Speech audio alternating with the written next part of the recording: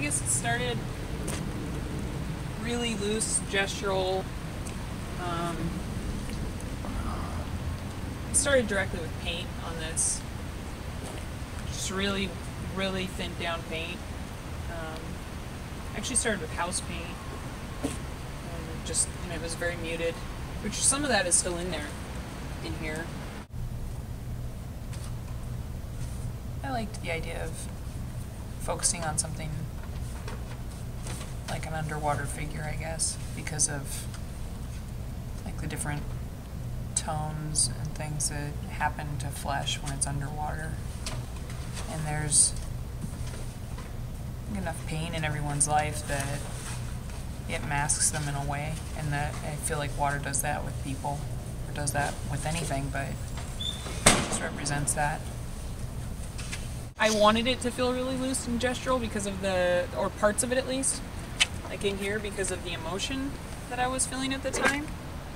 And after that initial background that I laid down, I did sketching the figure, but I put charcoal on as well, because I like the way charcoal keeps the sterility out of it. You know, it's contaminated at that point. It's just like, you can't have it be clean anymore. And it blends in with the paint, and you can't keep it from blending in with the paint. And you have to just accept it and make, you have made a problem for yourself that you then have to deal with. I did use photo references, but references from my own life in there as well, in the actual imagery. And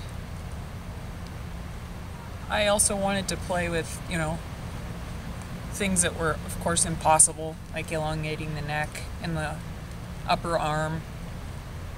The neck's probably a third longer than a normal human neck, but I don't know. I think that this figure is definitely someone feeling stretched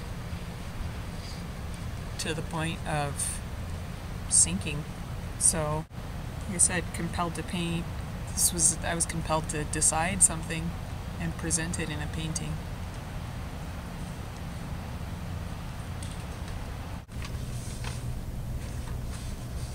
I don't know, I feel like each painting is definitely something that I have to kind of conquer. And so it just sort of eats away at me. Even when I'm not painting, I'm thinking about how I'm going to paint it or what I want to do to it. Problem solving. Letting it rest, letting it breathe.